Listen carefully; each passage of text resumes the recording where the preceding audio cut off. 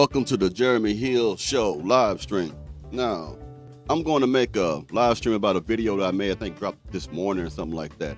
And it's called, Why Do Black Women Love to Fuck a Dope Boy? Or Drug Dealer, whatever you want to call it. I'm your pusher man, like Curtis Mayfield used to say.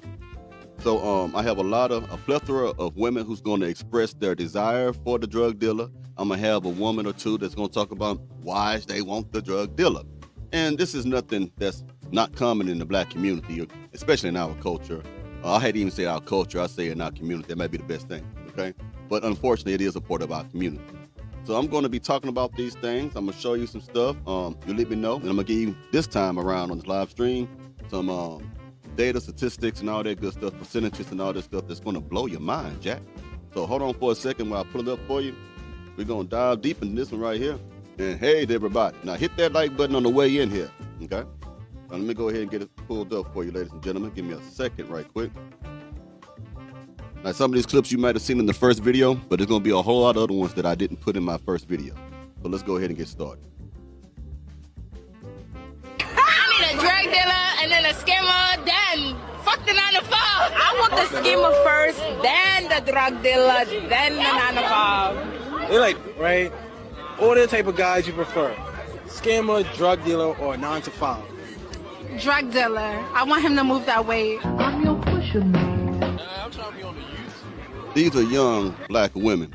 And as you can tell, these black women have their heads up their ass, in my most humble opinion, all right? They do not have good discernment. They do not have any wisdom. Any woman who says some shit like that is dumber than a box of rocks, in my most humble opinion. Now, what I'm going to say to you is this right here, like I said in one of my videos before, for you new subscribers who might not have seen it, let me repeat it to you. Most women who come to you today and say, a man must do this, a man must be like this, a man got to make all this type of money, a man have to worship me, I have standards, I have standards, I have standards. I want you to understand something. A lot of these women, most of the time, well, as dumb as these women here, majority of the time, you'll find women who are just as dumb as these women who will say things like this, like, I want a drug dealer, I want a scammer. Now, after they get ran through, after they have had 2 or 3 babies by 2 or 3 different men, after life has gotten hard for them, after they have become not wanted on the dating market, when it's hard for them to find a good man because they're looking at all the bastard children that they have, the illegitimate children and the different baby daddies and all this other trash like that, now these women want to tell you about standards. It's always like that. The majority of women who tell you things like, oh, I got standards, normally didn't have any in the beginning, and because now they're suffering because they're going through consequences of their messed up decisions, now they want to have standards, which makes it impossible for them to get men, because what are you bringing to the table? How can a man benefit from being with you when you do he got to raise another man's child? That's one thing. Do he got to put up with your attitude? That's another thing. Do he got to deal with all your trauma bonds? That's another thing. Do you have to go to therapy? That's another thing. Do you have his face tattooed on your body anywhere? That's another thing. Do you got his name or names tattooed on you? That's another thing. Does the baby daddy always call you, asking you, do the kid need something? That's another thing, because now he can't just have you to himself. Another man has full access to you because of that child, and that child will always, forever make you linked to that other man. So if a man get with you, it's damn near like being in a poly relationship, because there's more than one man in there. There's more than one sack in there. And then he got to come last when it comes to your children, because women going to put themselves first, they're going to put them children next, and then you going to come in later. You got to be the stepfather. In other words, you got to step in for the real father. Do you see what I'm saying? Now, women who say I have standards, majority of time, if you look at them now in the black community, they're normally with women who is like this. Let's keep going. Respectfully, it is what it is. Scammer, 9 to 5 drug dealer. Wow, that was quick. Oh, you had this planned out. I tell the world I prefer 9 to 5, but I really want a scammer in my heart. No funny shit. Drug dealers. Wow. I mean, I'm used to drug dealers. You said what? I'm used to drug dealers. Probably. Now, like I said before, let me touch on that. A lot of these girls are used to drug dealers. They are. A lot of these girls come up in environments where mama dated a drug dealer, grandmother dated a drug dealer, sisters dated a drug dealer, her peers, her friends dated a drug dealer. Everyone around her is doing drug dealings, or they're gang banging, or they're thugs. It's very few of people in these type of ghetto communities that are actually trying to do something positive. They are there, but their numbers are few. So, of course, they may mess with some of these drug dealers. I get that. The problem is they get imprinted. Now, for those of you who don't understand what imprintment means, this means when they get a drug dealer or any man, I'm just say drug dealer right now because we're talking about drug dealers. If she gets a drug dealer and she trauma bonds to him and she falls in love with him and then they break up, most times, not all, but the majority of the time, she will compare every other man to that drug dealer. If a woman has a child with a man and she was in love with him, I'm not talking about getting pregnant on a one-night stand. I'm talking about if a woman has been with a man and she was in love with that man and it didn't work out and she had that child, that woman will always see you as her second choice. She won't tell you that because her first choice is naturally going to be the man that she was in love with who gave her that child. So now you got to compare. She's going to compare you to this man, compare you to that. That's the reason why a lot of women cannot pair bond because they fucking too much. How can a woman, all right, for example, if a woman is a virgin, if she's a virgin when she's married, right? And she got a good man who checks off everything, look good, tall, make money. He don't have to be tall, he can be short. Just a good, decent man, okay? But his diggling is 2 inches short than what she would like. His diggling is 5 inches.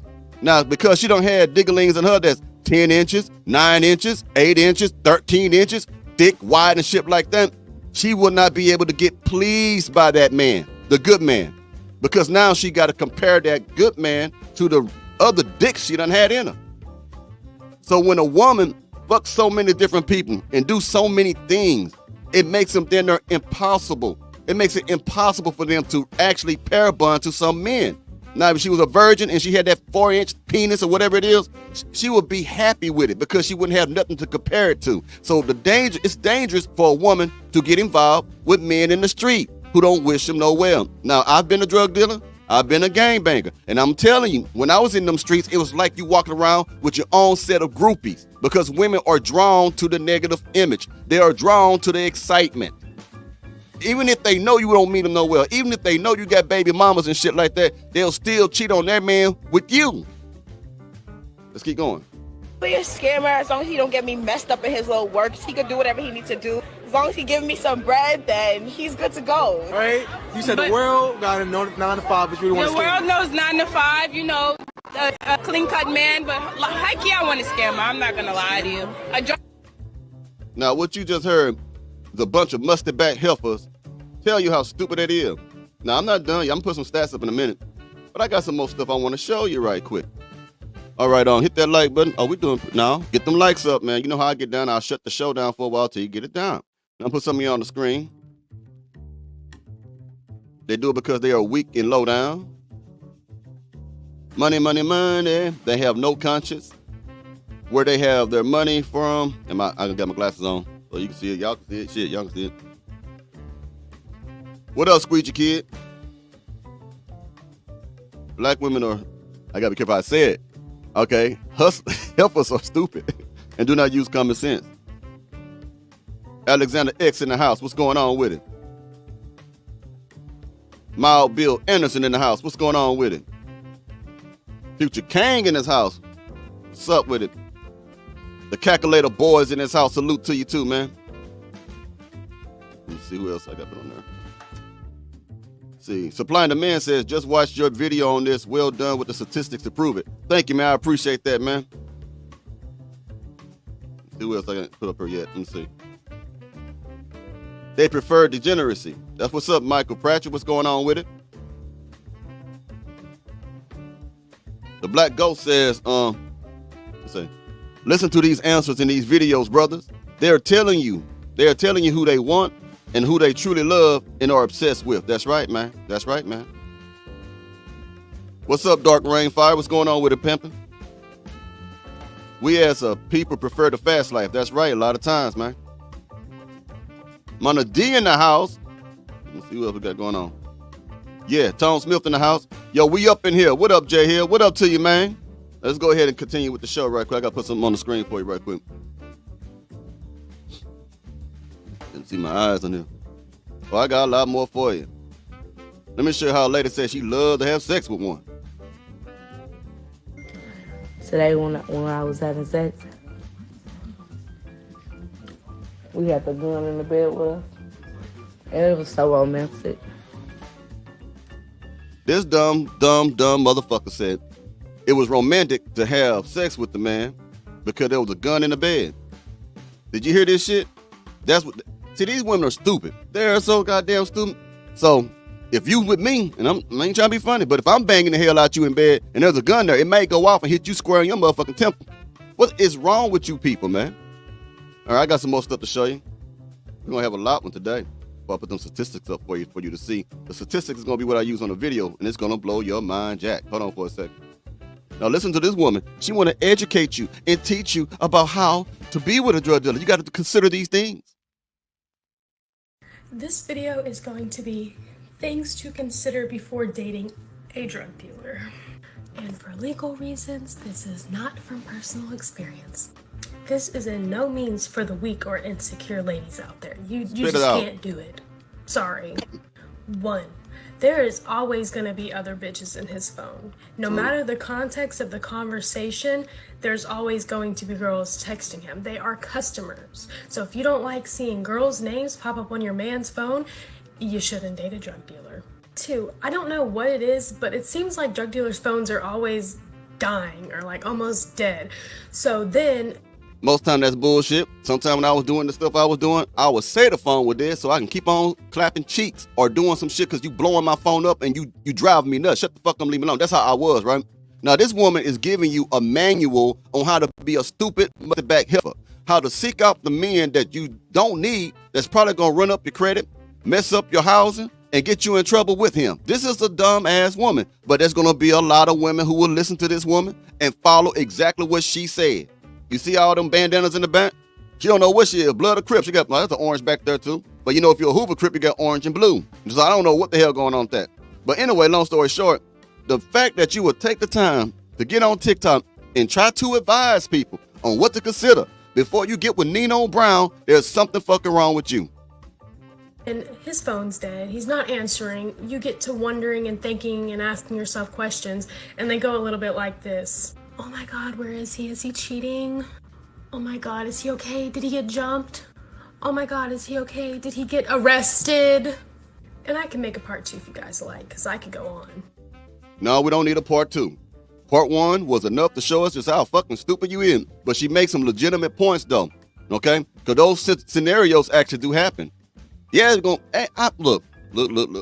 I don't know one dude who sell anything that's faithful to a chick. And a lot of times these women know that. They know if you're messing with the dope boy, you ain't the only broad in there. You are not the only chick. And there's and you can get jumped. You can get shot at by the ops, your opposition, your enemies, and you will go to jail. I've been locked up several times to know this for myself. You will. See, the thing about this right here, very few people in the hood, whatever city you from, they get money, but they don't be no big time dude like something like Tony Montana on Scarface. You have a little money. And most time these dudes, they get the money to buy shit to flash to make you think that they got money. More money than what they actually have. They have some, but you're blinded by the money roll. You're blinded by the nice clean cut, the clean clothes and shit like that, and the rims on the ride, the nice ride. But the thing is, I don't know too many drug dealers that's pushing a Maybach. I don't know too many drug dealers that's pushing a brand new 2024 Lamborghini. Do it happen? Yeah. But most time it's people from different ethnic groups who actually have that shit coming into the States. Most times the drug dealer got an old regular beat up car, smell like ass hair in that motherfucker most time because they got to keep spraying to get the marijuana smell out the car, and then they own some big ass rims, some damn dubs or some shit like that. That's most of them, from city to city. Ain't too many. You know what I'm saying? So, yeah. Excuse me for a second. I'll put some more up here. 1 second. You know how we get down. Oh, I got a funny thing for you. I'll get to that moment. Looking for it. 1 second, y'all. Give me a moment. I got so many clips that I'm going through. Oh, yeah. For some of you who don't know, there are drug dealers who are on the down low. There are drug dealers who like it in the booty by a man named Larry, John, or Kevin. There are drug dealers who like to suck on the sack and eat booty of transgenders. Like there's some thugs on the down low. We're going to get down to it right now. Let me show it to you. You can believe me. I dated a drug dealer without even knowing that he was a drug dealer. And if you cannot tell that it's a transgender, there's something wrong with you. Tell me why the fuck I dated a drug dealer without even knowing that he was a drug dealer. And he had this whole like nature boy narrative, meditating, but this motherfucker slanging. And it's not 100% for sure, but I was telling some of my friends like this, some of the red flags that I was seeing, and they're like, bitch, he was a drug dealer. And I'm like, how do y'all know? My naive ass, or dumb ass actually, because, and the thing, some of the red flags that I saw that now I can never date a guy if he has this is a big ass dog that is trained to hunt. Cause Pit bulls, baby, for me. Now, y'all need to get them likes up, buddy. I'm shutting the show down a little bit until you get the likes up. We got 72 people watching in here. We got damn 47 likes in here. Get them likes up before I continue the show. Meanwhile, I'll put some of y'all on the screen. Hold on. Get them likes up.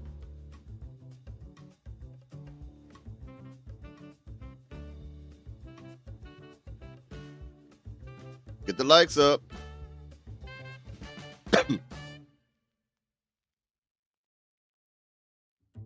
People forget most of these dope boys hit a crackhead once. Once, yeah, that's true. Nook, stand up.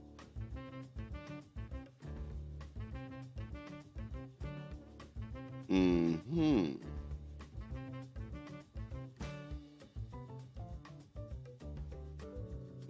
Aren't they asking if they want to date a squeegee kid? You funny, bro.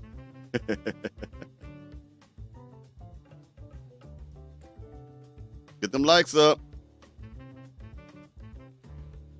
You don't want to like the show, go on, move around, man. Hit the like button. Before I continue, we go through this all the time. Now I'm going to bring you some facts. How you doing? Oh, my bad.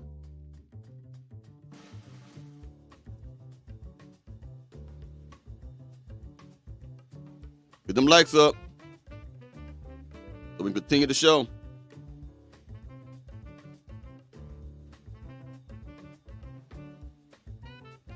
See, some of y'all looking right now, they hit the like button because you expecting somebody else to hit the like button. Hit the like button so we can continue the show. 75 in here watching. 58 likes. That's not good. That's unacceptable.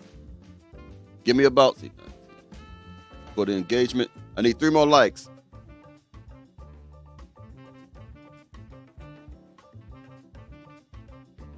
Yeah, Squeegee Kid, she was happy about the gun in the bed, man. Mona laugh. Thank you, Spider Cider, for the $9.90. I mean, $9.90. The $9.99 super stick. I greatly appreciate it. Thank you, the real talk single fathers, for the $5, man. I appreciate that. You in Dallas, Texas? That's what's up, man. I'm by Houston right now, buddy.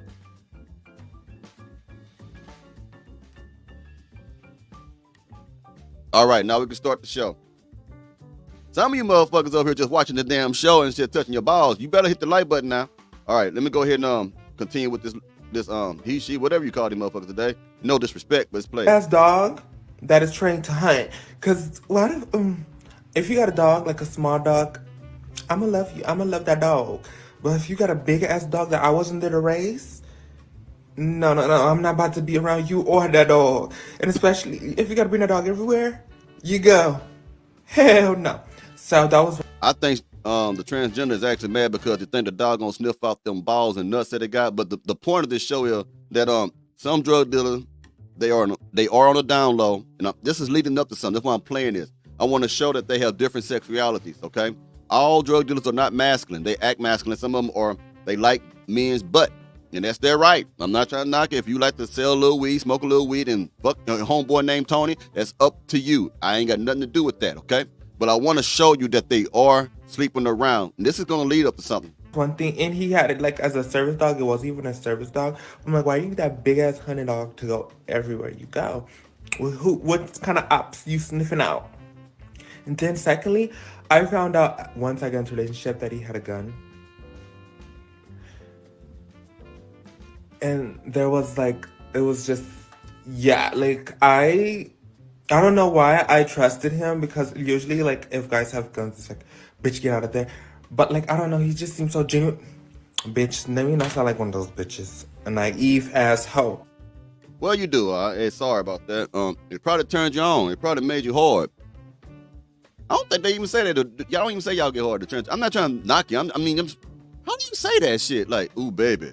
I mean, they hit it hard enough and then you be on some shit like, man, you really hitting this shit. I mean, it's daddy, yeah. Anyway, let me put up the statistics. I wanted to show that first before I do this, all right? There's a reason why I did that. So let's get to these statistics right quick. They're going to blow your mind. I'm going to read it to you. I had to put my reading glasses on. My eyes getting bad, getting old. All right, now, this is what I want you to see. All right, it says here, all right, sexual partner characteristics. Approximately 58% of females reported having sex with a male involved in drug dealing, and 48% reported having sex with a male incarcerated for selling drugs. Sex with a male who used cocaine or heroin was reported by 5% of the sample of the people that it were doing. This came out in 2012 December. Right, now what I want to talk about is this right here. 58% of females reported having sex with a male involved. That means damn near half the dope boys are fucking all the bitches. Damn near 60% of these women is giving up the pussy to men who sell drugs. You can't beat the statistics here. And then it says 48% of them are dealing with men who are locked up. Your Pookie, your Ray Ray, your Nook Nooks, and all that shit. So the men who are doing the street shit, no, this ain't uncommon. We know bad boys get hoes. We know that, right? But I want you to have the numbers that 48%, nearly half of all women in America is fucking around right now, trauma bonded to men who are locked up right now for selling drugs. Almost 60% of women right now are trauma bonded damn near, possibly, or be baby mamas to men who are drug dealers. That's kind of what that is what it said. Now, watch this one. Now, this is going to blow your mind here, Jack. Hold on. Gotta get up for this one. It says, all right. Hold on. Get my screen right. My screen tripping over here. Hold on a second, y'all. Okay. Come on. There it is. Black females aged 18 to 30 years completed a semi-structured HIV risk interview. Descriptive statistics revealed approximately 80% of females perceived neighborhood drug activity as a major problem. 58% had sex with a male drug dealer. 48% reported sex with a male incarcerated for selling drugs. And 56% believe drug dealers have the most sexual partners. Our results suggest sexual partnerships with males involved in the distribution of drugs are prevalent. These partnerships may play a substantial role in the spread of sexually transmitted infections among low-risk females, as drug dealers likely serve as a bridge between higher HIV risk drug and prison populations and lower HIV risk females. However, the significance of partnerships with males involved in blah, blah, blah. Basically, what I'm trying to get to is this right here. All right. The majority of these women, they are at risk of catching HIV, even though they may be low-risk females. What does that mean? Low-risk females are women who don't put themselves in situations or circumstances or environment, who don't have risky behavior that would make them possibly catch a STD of some type. The problem is these men, these drug dealers, since they have all these hoes, like I showed you in the first statistic, they fucking all these bitches, they may catch a STD from fucking all these hoes. So when they meet a girl who may not be living a lifestyle of promiscuity, who may be naive and gullible and falls in love with the bad boy, the drug dealer, when he fucks up, most likely going to be raw dog, or eventually the condom comes off during their intercourse sometimes. She will possibly catch herpes, gonorrhea, the clap, syphilis, HIV, AIDS. That's what makes them low risk, because they don't normally have that type of fucked up lifestyle. But when they meet someone who is always sleeping with everybody, then there's a great chance that they may get HIV. And that's your numbers. That's your statistic. Argue with me now if you want to. Argue with me, lady. I had some lady try to argue with me about the shit, but I put the numbers up there. What you got to say now? Let me take my glasses out. The numbers don't lie. Women lie, men lie, but numbers don't. Let's keep going, y'all. Hope y'all having a good time out there today. Okay, 86 watch. Okay, we're good. Hope y'all enjoying this good stuff, man. Feeling kind of good today. My allergies been messing up, though. Today, I don't know why. Now, I'm going to give you some more good facts. Now, this one y'all might have seen this clip before. Let's see. Let's play it anyway. Dating a drug dealer I felt more feminine than I ever felt in my life. The best gifts I ever had in my life. I felt the most feminine with a drug dealer. You're young. She felt the most like a lady when she was with a drug dealer. No. A woman can make herself enjoy whatever situation she's in. If you're a good, decent man, you can do the same thing that she's talking about, getting nice gifts for her and all this other shit like that. The thing is, she makes herself believe that it's better because she wants to be in that situation. She's attracted to that man. She's not to that man per se, but she's attracted to the lifestyle, the accessibility to those streets. So in the status, she like the status of a drug dealer. Everybody know who her man is and shit like that. That what makes things better. Because if a good man buy her a Rolex watch, and then the drug dealer buy her the same watch, there's no difference there. The only difference is how she perceives the drug dealer and how she perceives the good man.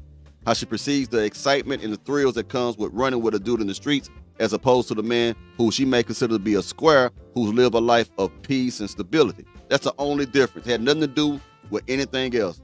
It's about what turns her on. When women speak like this, it can manipulate the minds of younger women who are not wise, and they'll actually believe that shit. Oh, sex will be better with them. And sometimes sex may be better with a drug dealer. I ain't gonna lie. Sex may be better with a damn court, a judge. And sex may be better with a damn police officer. It don't really matter. Some people have better sex than other people. But what she's talking about, she's trying to make it look like it's everything better because he's a drug dealer. Don't make no fucking sense at all. Dating a drug dealer, I felt more feminine than I ever felt in my life. The best gifts I ever had in my life.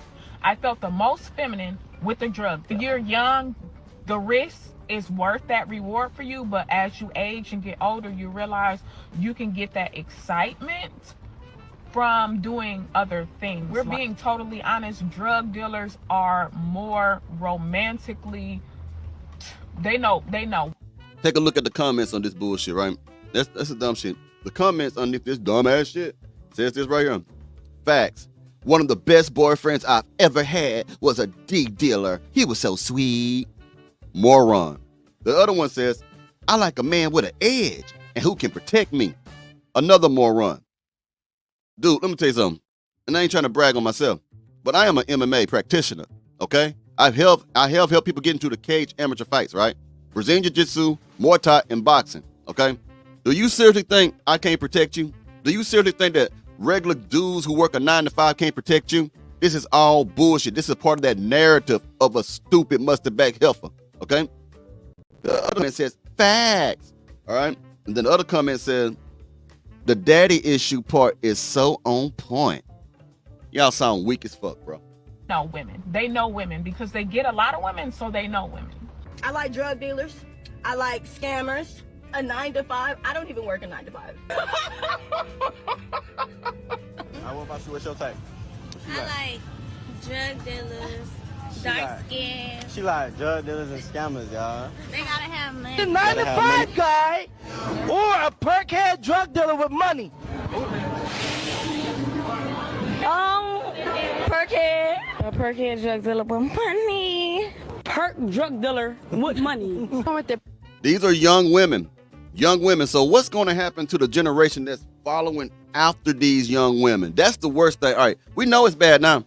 We know it's bad already. But what happens when they give birth with much of them?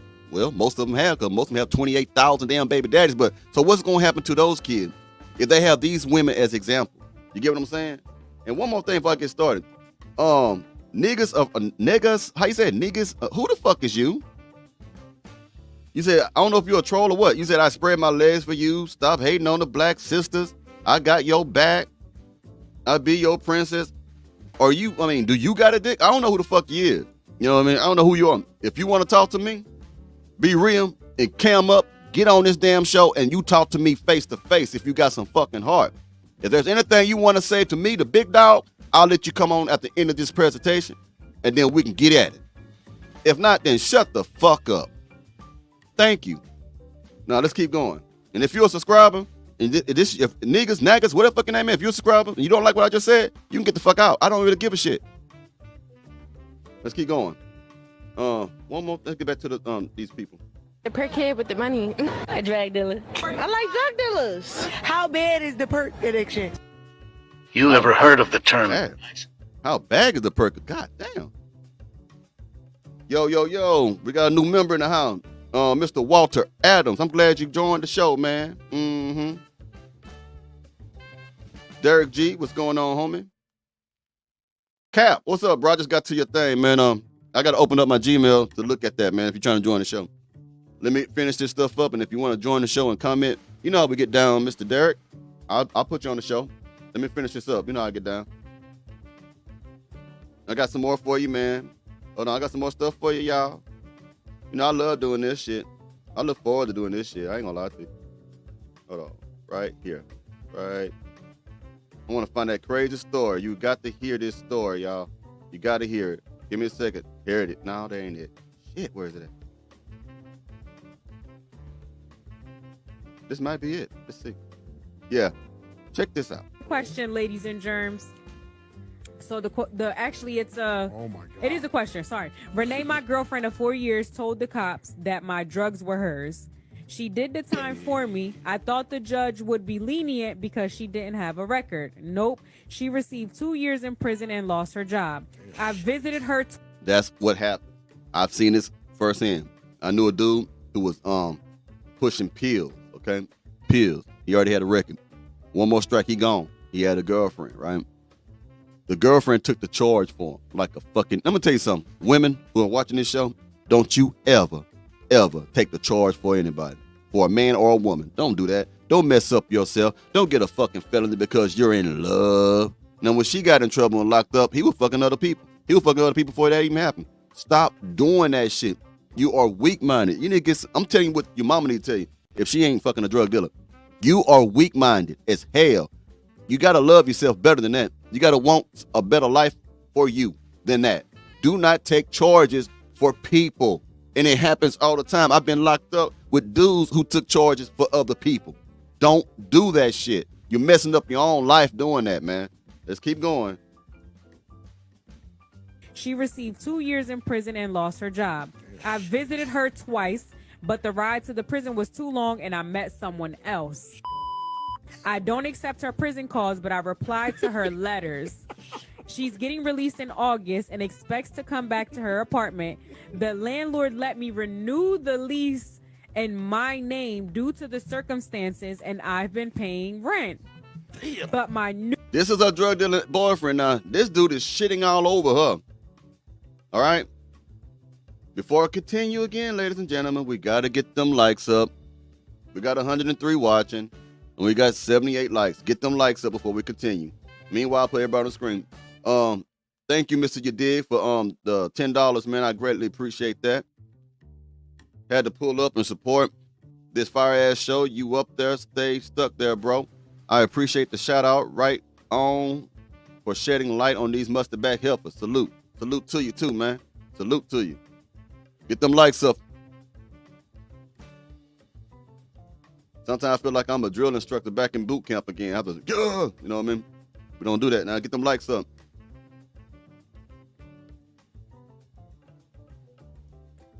Jeremy Hill hitting the like button. Y'all funny, man. I like y'all, man. Y'all be funny, man. Shout out to you. Get that likes up. Let me see. Said, what the hell is that? You seen it? It's crazy stuff, huh? That is so gross. Ooh, ooh, ooh, nasty at best. Deletion material, man. That's from Nelson McGee.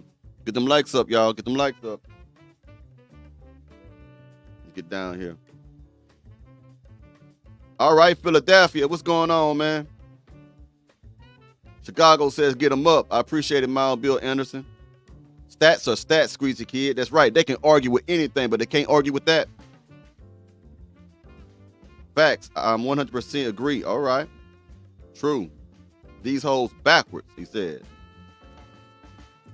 Then the next drug dealer, that's right. The next drug dealer show up if the one go away. That's true, bro. I guess you're saying oi here. I guess that's what that means. Keith Kelly says, you a backwards thinking hoe. Sound like a pimp. You a backwards thinking hoe, bitch. Get the likes up, y'all, before we continue. Because there's more to that story than what she's saying. It's more outrageous than that.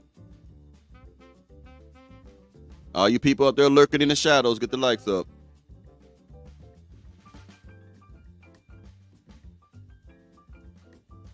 Trying to get check my thing. likes up.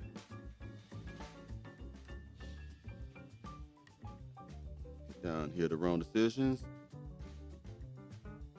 Straight like that. Please send this to Dr. Umar immediately. I want to hear him blame us brother for this bullshit too. You ain't lying, man.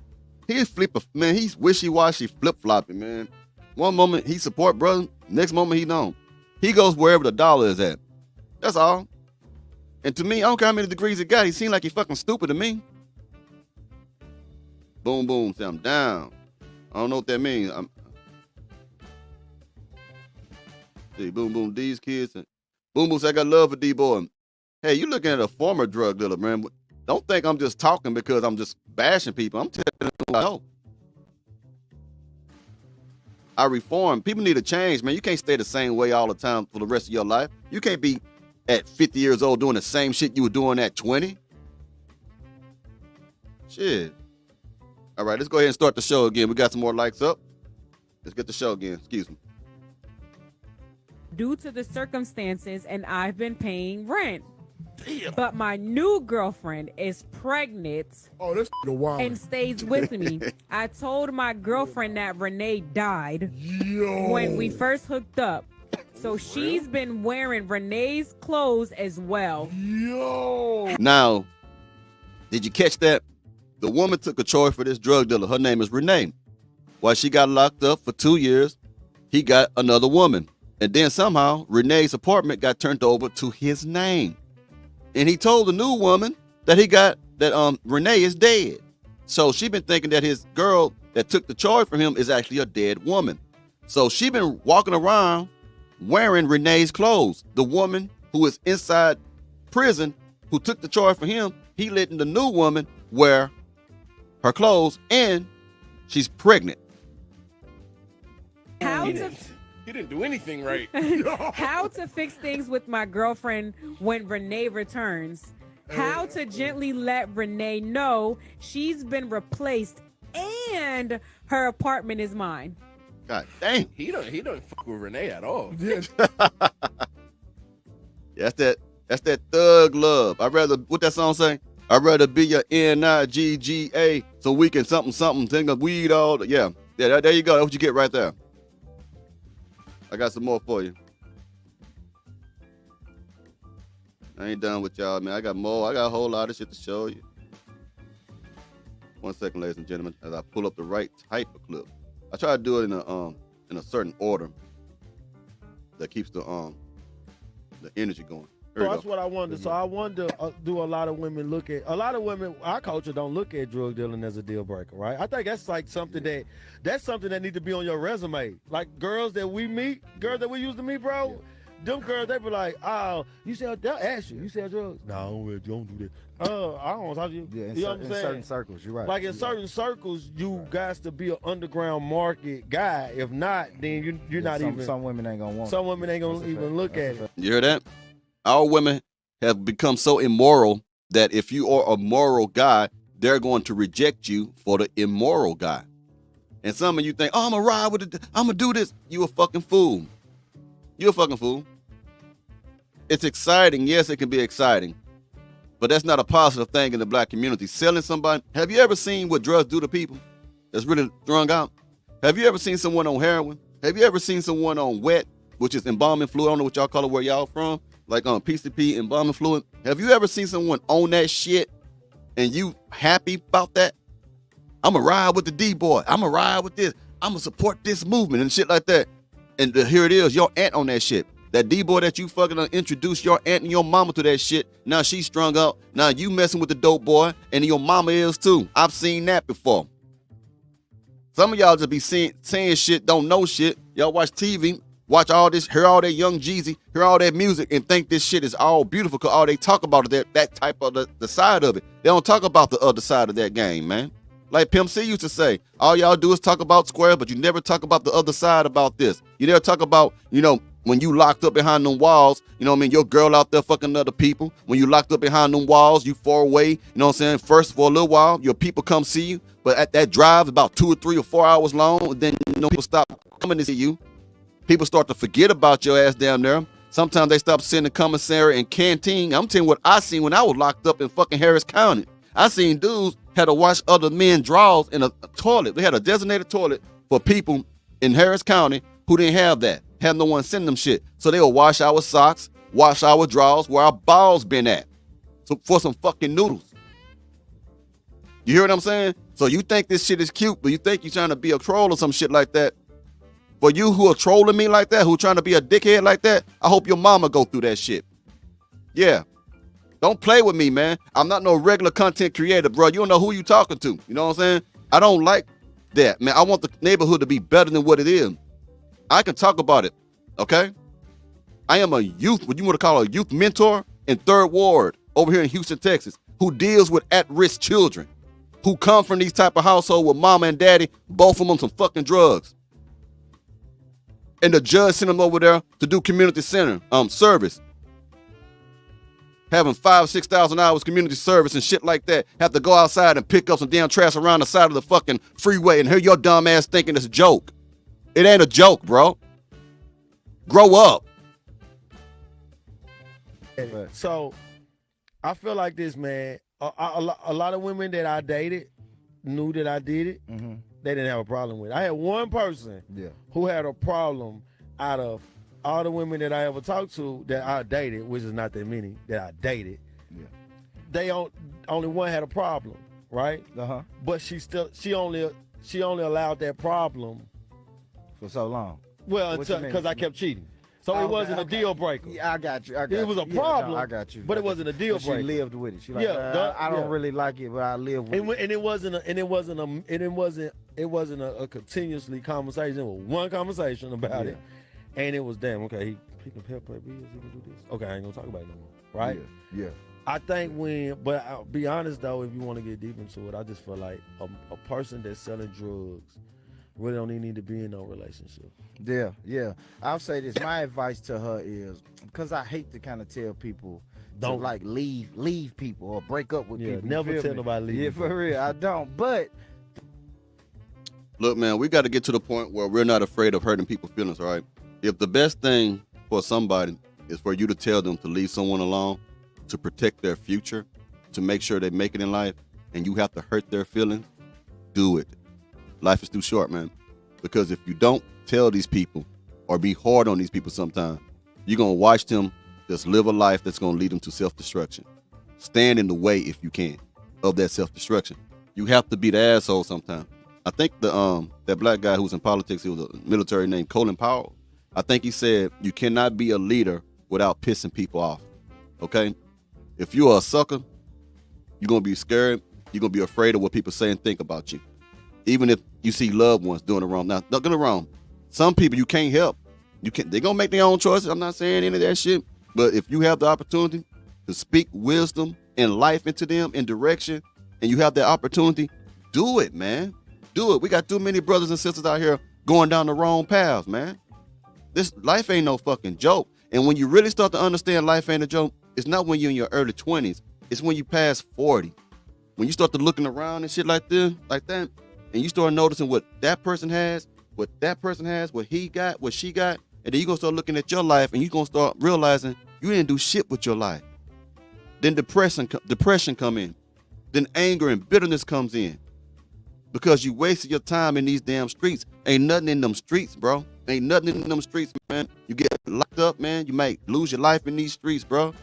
And these young ladies who be chasing these drug dealers and shit like that, I guarantee you, man, how many women you think right now that's young who have children and their baby daddies are drug dealers? It's a lot of them.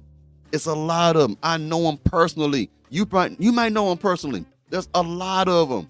A lot of these young girls have babies by dope boys, and them dope boys have different baby mamas. So don't play, man. This is real life, man. You cracking up and joking and shit. It may be your daughter next time. It might be someone else you know that you care about that might get an STD, an incurable STD. Everything ain't funny, man. You got to grow the fuck up, some people, man. Let's keep going. Oh, yeah, thank you, Calculator Boys, for the $19.99, man. I greatly appreciate that, man. I got more for y'all, man. We ain't done yet. See what this one is. Can't even see it. Oh yeah, Nia Long, the actress. It's gonna be very short, but she used to mess with drug dealers too. I'm gonna prove that to you right now. But the reason I know that you're guarded is because when I was in high school, I only dated drug dealers. Oh. You hear that? She did the same thing. But why would you tell the world that? You want attention. See, Young Jeezy is right beside her. She's trying to impress. She probably trying to shoot a shot at Young Jeezy, the rapper. Now he do talk about drugs, right? I used to like drugs. I mean, not drugs, but his music. His music jam. But I can separate real life from that bullshit. A lot of the youngsters nowadays cannot differentiate the difference between reality and fiction when it comes to music, man. They think the lyrics are real and they have to live those lyrics. Huh. Keep going. I got more for you. We're doing good, man.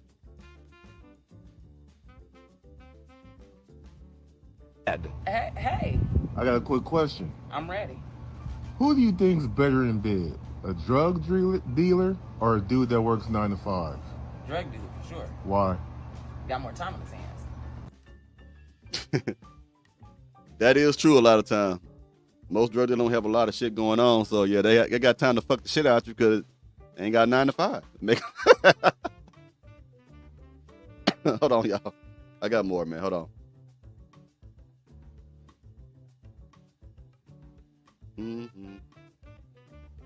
Just thinking about shit about it. I just feel like 9 to 5's like, I appreciate it and all, but it's just like the money too slow. Like, you know, I've been needing money like every day. Like, I want to go shopping. I want to buy a new car. Like, whatever I feel like doing, I want to do. Like, I don't want to wait for you to get your paycheck. Like, you know what I mean? Because then you might have to save. You might have to do that. But, like, if you sell drugs or if you scam or whatever, like, you just going to have it. You know? I mean, but not everybody is in that type of lifestyle. You know what I mean? But you can be if you want to. Not me. I went to school years. So, that's not me. You know what I mean? But, I mean, if I'm not your type, I mean, I understand. This woman said, this bitch said, okay? I've been trying not to say bitch that much, but I gotta say it now. This bitch says she don't want a doctor. Doctor make damn near 6 figures a year, certain doctors, because the money is too slow. It's not about the money being too slow. She is a gutter fucking rat. She likes the street. She's a hood rat. She like excitement. She like to go to the club and say, hey, she want everybody to see her with a big town dope dealer. Even if the dope dealer has other women, she just want to be known as the woman who is the man's queen and all this other shit. That is the dumbest shit. You don't see something wrong with this type of thinking, and there's something wrong with you. Okay? This is sad. These are young women. These are young women. So if they starting off like this, they're going to come, like I said, for one of the women with standards when they get 35 and 40, where I don't accept this unless a man does this. Right now, they have no standards. That's what's going to happen to her. I mean, do you know how much doctors make a year? I'll just look it up on your phone real quick. No, like literally look it up. I mean, I know y'all make money. No, I want you to look it up. Do you know how much scammers make a day? I mean, I'm not interested in that. They can make what you make a year in a month. Wow. Really? So that's your type? I mean, yeah. Wow. That's her type. Troublemaker. Troublemaker. This world crazy, man. Fucking crazy. Do women really like dating drug dealers? They can't trust nobody because everybody wants what they got. They just basically spend their whole life, their whole career, looking over their shoulder, making sure that they don't die. That's one take I have on it. But then it's also like, what happens when they leave something in your car and they expect you to take the charge because you've never been to jail? Exactly. I've seen this before. I just played a clip about that earlier. There are women who are that stupid who would take a charge. It can be a brick. It can be all kinds of things in them. And they'll take it. They'll take it. They'll take it for that man because she's so in love. And her ass locked up now. She got, in Houston, they call it a spin. I don't know what they call it where y'all at, wherever you from. It's like that number you get that identifies who you are when you're going to jail. I don't know what y'all call it. But in Houston, they call it a spin. You get a spin. Okay, and that spin is going to follow you when you go on probation. Trust me, I know. I had 5 years worth of probation. I had a nickel I had to do for that shit. And like, that spin going to follow you. And then when you go try to get jobs and shit like that, even though I was on deferred adjudication for probation, some places, they still can see the felonious charge that you have gotten. Some places can't The Postal Service can see it. Government jobs will see it. McDonald's and shit like that won't be able to see it. All right? And on deferred adjudication, my thing was, the terms of my probation was this. I had to piss like everybody. You got to go spend your own money to get the identification card. You got to spend your own money to go to these classes and shit, life skill classes and shit like that. And also, what I had to do, I'm trying to think. I had a victim in that, so I had to pay restitution. And then I'm trying to think, probation fees, you got to pay for supervisor fees and shit like that. And for the deferred adjudication, my crime had anywhere from 2 to 11 years, which means if I would have messed up during the time while I was on that 5-year deferred adjudication probation, then the judge can give me the max between 2 to 11 years. Instead of just, if I would have had a regular probation, I don't know, but he could have gave me 2 years or 3 years, anywhere between that, if I didn't sign for the deferred adjudication for probation, right? But if I got a judge and I just mess up one time, mess up on probation, and my probation officer violated me, I could have went to prison out here for 11 years if they wanted to, because he got the option between 2 to 11 years. Do not ever put your life in the hands of these people, man. I'm telling you, it is stressful, bro. They'll check on you. They'll call you. They'll try to see who the fuck your friends is. You got to come in. They do surprise piss tests. If that is one of your terms of your probation, it is not worth it, man. I'm telling you, man, I've been extradited from Florida back to Houston for doing something out here. Had a $100,000 bond out here, and I fled to Florida with some of the people who I did my shit with. Got in trouble over there. Got arrested over there. They ran my shit nationwide, and then they found out I had a warrant in Houston, and they wouldn't let me go. They put me in some kind of shit out there, and I had to ride back on the fucking van, and it took a week or two to get to Houston, because when you own a van for extradition, they don't go straight from Florida to Houston, okay? It won't do that. What they're going to do is go to other jails when they get a call to pick up somebody else, so it took that long. It's a day to get from Houston to where I went to Florida. But on there, it took me about 2 weeks to get back from Florida to Houston, because that's how it goes. You be chained up in the back of the van. You're going to be chained up on your ankles, chained up on your hip, chained up on your wrist. You're going to have this chain going to connect you to the other person you're sitting to. If you're in the middle, there's somebody on your right, you're connected to him. If you're on the left side, you're connected to him as well. This shit ain't fun and games, man. This shit ain't cool. To protect my mental, I think I'll just steer clear of that life. If you like that life, hey, watch your back, because they watching theirs. Yeah.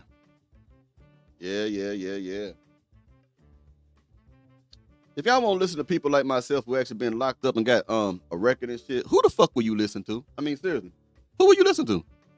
There's still people like standing up for this shit. I don't understand that. If I'm telling you this is not the way for you to go, I done took the lashes of living a criminal lifestyle. And let me show you. Because some of you need help to see it. Everything I tell you is the truth, man. Hold on, let me show you. When I say I'm gang banging, what do you think that is? That's Crip.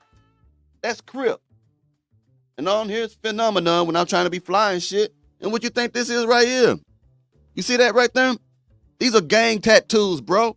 That's BK. I'm trying to get it right. That's BK's blood killer. No disrespect to any bloods who watching my shit. That's where I used to be. 211. BK, blood killer. I'm telling you what I fucking know. Okay? I'm not one of these dudes that get on here and tell you, yeah, the ism, yeah, you gotta be like a pimp and a gangster. I was a pimp. I was a gangster. I was a drug dealer. You hear what I'm saying? And I'm telling you, you can change your ways, and that is not the way to go. Living that lifestyle is not the way to go. I had homeboys that used to beat the shit out the women that was attracted to them because they were attracted to gang bangers. They was attracted to the drug dealer. They would beat the fuck out of them. I've seen it. Y'all better pay attention. Some of y'all think this shit is a game because some of these people will end and delete the lives of your daughters who are attracted to dope boys. Y'all keep cracking these fucking jokes, man. Keep cracking these jokes. Keep cracking these jokes. They're going to come on you. I got some more for you. Hold on. I don't want to date a fucking scammer. I want to date a nice, young, successful drug dealer. Well, damn. That escalated quite quickly. Oh, shit. Let me see. Put some of y'all on there right quick on the screen. Let's see. 103. We're doing good on the likes now. That's cool. Oh, okay, calculator boys. I see you. We probably can, brother. Some people need to learn on their own. That's right. I do agree with that. I do agree with that 100%. They need to. You know who normally have to do that? The dummies. Because I was a dumb person. I had to learn it my damn self. Instead of listening to wisdom. Because don't never think that people who get in trouble, hardly ever, they never, ever, ever, ever, ever have somebody who try to reach out to them. I'm just being honest with you. You just don't want to listen. You know, some people don't. Oh, you was a GD? GD is gangster disciple. I can say this now, you know. This is what y'all are. 6-point star, right? Gangster disciple. Old school is this right here. So you know I'm still the truth. You got this pitchfork. Do it like that or you do it like this. For the 8-ball. This is the 8-ball. This is old school OG knowledge. You get what I'm saying? 8-ball. So yeah, I know about, I had friends that was BD. Disciples had friends that was GD. You know what I mean? So yeah, see, I'm telling you, when I tell you I was a gangbanger, I was a gangbanger, and I was OG. I got stripes. You're not talking to a BG. You ain't talking to a G. You talking to an OG. I am damn near 50 years old. I've been in these streets. Okay? And I'm trying to use my knowledge to help black girls and black boys and try to discourage you from being in those, man, you don't want to do that shit, man. Okay, and put y'all on the screen right quick. Hold on. Yes. Let me put up there. They would do most anything for money. I've been there when I was young. I feel you on that, man. Put some of y'all on the screen before I continue on with the show. And I'll be taking calls in just a minute. Yes, you're right. Yeah, I think you're talking about when I said about the 8-ball connection and shit. We call it 8-ball connection about the pitchfork and all that stuff. When I got old school knowledge of the game. The new shit they got, you know, going on. I don't know what it is. I got jumped in the gang. When I got jumped in, the OGs in my set, they took a cigarette and burned it, each one on my chest. I can't show you that. I want to get YouTube to get on my ass and shit, right? If I can, hold on. If I can pull any of that out. You see these? I ain't my nipple. They ain't my nipple. That's the cigarette marks. If I can get it right there. Right there. If y'all see that, that ain't a nipple. That's burn marks. If you get beat in, they beat you in, and then they used to put out cigarettes and cigars on your chest like that, representing every OG in the set. All right? Let's see. Hold on. Let me keep going. Calculator boy said my hood was full of GD and IGD. Is that insane gangster disciples? Alex Livingston said, thank you for preaching to these young people. They think it's fun and games until you either locked up or deleted. That's true. That's true. That's real true. Real fucking true. Jay Hill, you true OG. Shout out to you. Much respect, much respect. All right. Hope I say your name right.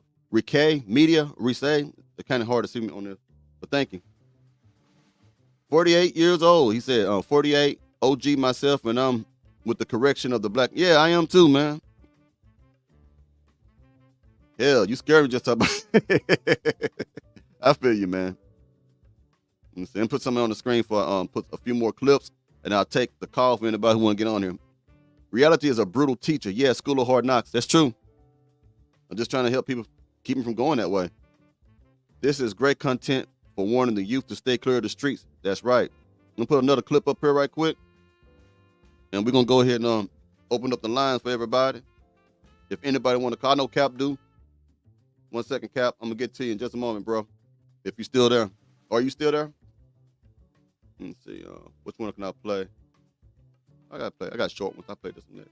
What you got a problem with drug dealers? He do. I actually do got a problem with the drug dealers. I'm not gonna hold you. I have a problem because I think so many of our women tend to give those men so many opportunities, and then y'all become so emotionally scarred that the average hardworking dude now has to break down those barriers. And I don't think it's fair to those men. The barriers that he is talking about is the same shit I've been talking about.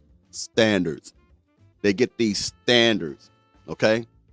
Now they have these mental trauma bonds and shit from dealing with people who were like me in the streets, who was out there selling drugs, who was out there whipping people's asses and jumping them and doing home invasions and shit like that. These are the type of men that these women are attracted to. It's just their nature. For some reason, they think that type of alpha energy is the best. There's different type of alphas, man. You could be an alpha and be a legitimate person who works a 9 to 5. You can be an alpha who owns his own business. You can be an alpha who has seniority on the job. It's different types of alpha energy, alpha male. There are alpha in the streets too, okay? And for some reason, they are more attracted to their excitement and shit. You know why? Because these girls are not being raised right by mothers and fathers no more. They're coming in one-parent home now. They're not being taught how to be validated within themselves. They're not taught, they ain't taught the difference between really loving yourself and loving the streets. You know what I mean? Everything, you got to put control on these women, man. You got to discipline these kids, women and boys, man. If you're not doing that shit, man, you're going to let these streets do it. And who going to discipline them then is going to be the fucking police, man. That's who going to whoop the shit out of them. In Harris County, they beat the shit out of you in Harris County. They will whoop the shit out of you, and I've seen it. I'm telling you. All right? All right. Those men who didn't do anything to scar you or didn't do anything to have that trauma or build that trauma towards you, now he has to break down that barrier, break down that wall. Now you assuming he cheated and all that. My ex was a drug dealer and you stayed, that's your problem. Right, but that sounds like a personal problem. It seems like a personal problem for all you bitches, so it's a unified problem. The fuck? One more clip and I'm going to open up the line, man. Excuse me, y'all. My allergies, I was good yesterday. My allergies come back again. It's been a weird season over here in H-Town, man. Now watch her. She gonna just want you to know how good she feels. Dating a drug dealer in your early adulthood is absolutely necessary character development. You heard this dumb bitch? No music though. It's just gonna be her just read the caption. That's it. And I'm gonna tell you, these are the type of women you will get. Looking kind of fine. I can't lie. There'll be some bad bitches, man. There'll be some bad bitches. It is. Excuse me. I think I got one more to see. Yeah, I'll play this one. Then we go ahead and open up the line. This is the last one, y'all. Hope y'all enjoying yourself on this show today, man. I'll probably have another one tomorrow.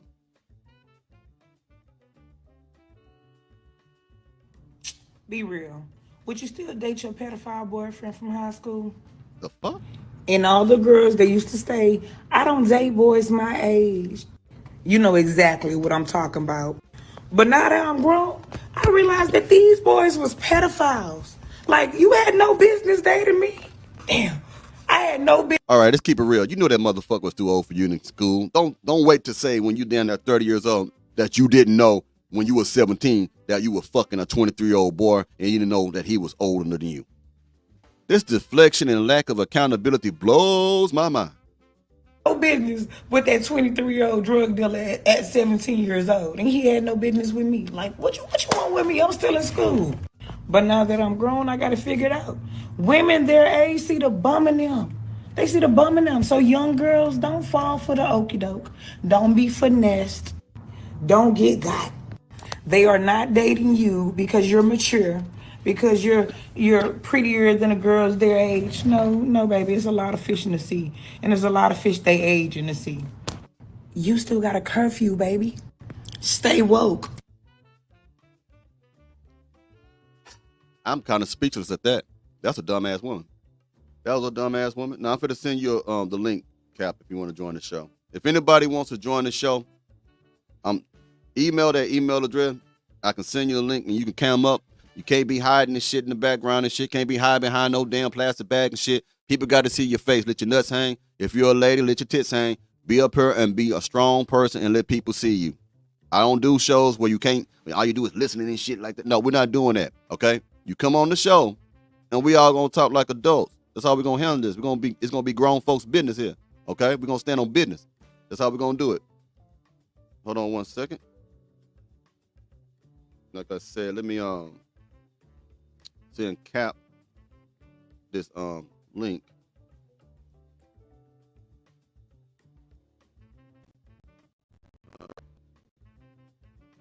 Okay, Cap, I sent you the link, bro. You know how we get down. You got to hit the link, you know. We're just waiting on Mr. Derek. Link. Bye, Felicia. He said, Future King said, bye, Felicia. Oh, my God, I remember a girl 13 going out with a... Yeah, this shit is not... It's not uncommon, man. We see this all the time in school growing up. They always had dope boys messing with them. And if they wasn't dope boys, it was older men, pedophiles. And they knew it. The girls knew it. But they wanted the stuff that the pedophile can give them.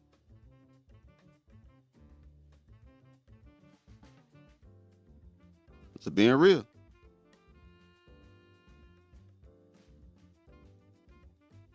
Love the transparency. Fellas tell me you didn't have an OG in your hood like him.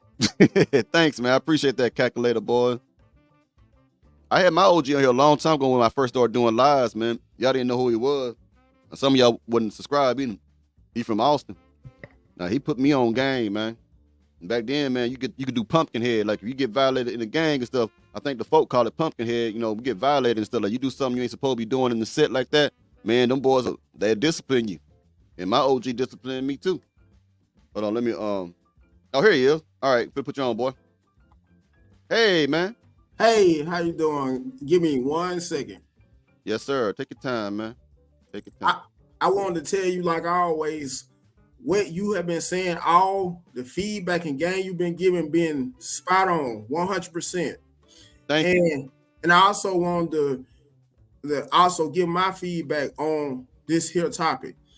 Okay. Women, black women specifically, you have to quit going from some of the most bottom of the barrel and dysfunctional groups of guys, because if you did, then it wouldn't be such a high percentage of unwed mothers in a black community.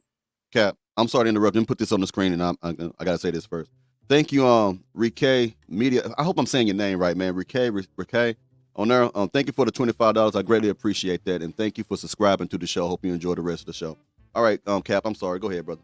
Yeah, like I was saying though, a lot of you black women don't realize how you're some of the most biggest contributors to so many unwed. Not only there being so many unwed women in our community, but so many kids born in fatherless homes due to your messed up decisions and the types of men you choose to have kids with. Right. Am I right? Yeah, you're right. You speaking, boy. You speaking on it.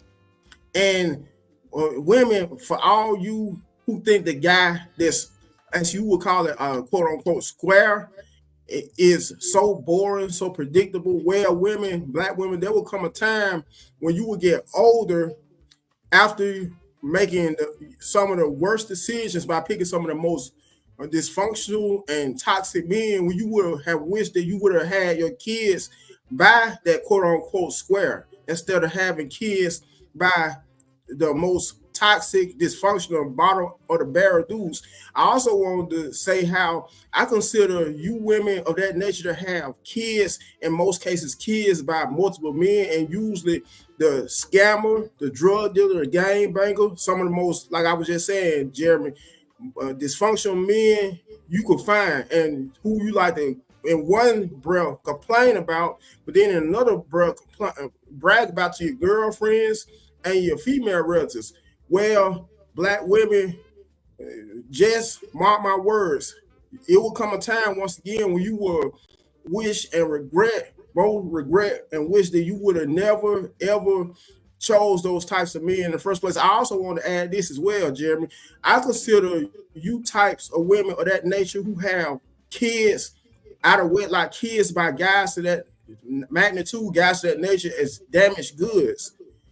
And I also will compare you to, if you go to Walmart and you look on the aisles, on some of the end caps, on some of the grocery aisles, they may have sections where, I don't know if it's that way, the Walmarts in your area, Jeremy, but it's in some Walmarts, they'll have it on the end caps of some aisles where they'll have all the markdown items that hardly nobody else wants. For instance, it may be a can that may be very damaged and may be marked down, a canned good. Well, I also look at you women of that caliber as marked down items as well, in a sense. Mm-hmm. Continue, man. I'm listening, man. You saying good shit, man. Yeah, I also want to mention this as well. Think about, ladies and gentlemen, how when you go to assisted living facilities and you see so many older black women in their patient rooms and beds with nobody to visit them. Well, what do you know or not, ladies and gentlemen, these older black women, one contributor to them being alone with nobody to be by their bedside, specifically a husband, is due to their much younger days of them choosing the quote unquote bad boys, such as the drug dealers, the scammers, the gang bangers.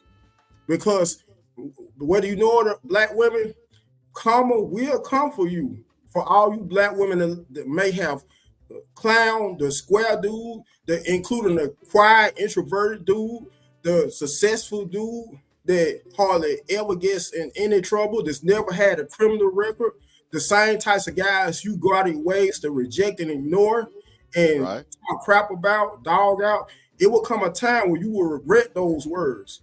Right. It is real. Whether you know it or not, black women. Yeah, you telling the truth, man. Hey, keep speaking, man. Let it all out, man. Let that shit come out, man. What you got inside you. But everything you said, man, you hit on the nail on the head, man. Everything you said, I don't see nothing wrong with what you said. It's the truth.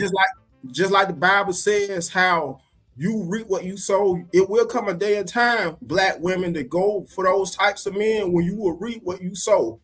And one of the main reasons why, Jeremy, that a lot of black women go for those guys is because a lot of you are full of the devil. And you don't like to pray to God and be patient on the Most High to send you that right man. Instead, you like to take matters into your own hand by looking at that bad boy, quote unquote, as the exact guy that God may have brought into your lives, only for that bad boy to not only infect you with multiple STDs, but also cheat on you, dog you out as well, and abuse you, which is another prime example of how karma is coming for you black women. And once again, it's another prime example of the 4 examples I just mentioned of how you reap what you sow due to your messed up decisions. Yep. And the funny thing about that is, I agree with you. Imagine God sends the lady, the man that's made specifically for her. He's ready. He ain't got no kids. Let's say that, for example. Right. You disqualify yourself from that man because even though that's the man for you, when you meet him, every man gonna judge a woman that he sees. Either she gonna look good, okay, she look good, okay. And then he gonna start looking about how your life is. Damn, you got 2 or 3 damn baby daddies. Damn, you can't keep a job. Damn, you got tattoos all up on your motherfucking face and shit all around here and shit. Damn, you talk loud. Damn, you disrespectful. Damn, you cuss more than a sailor. Damn, you fat. I mean, so you can disqualify yourself from the man that's meant for you because that man gonna say, well, I'm gonna turn around and get somebody else.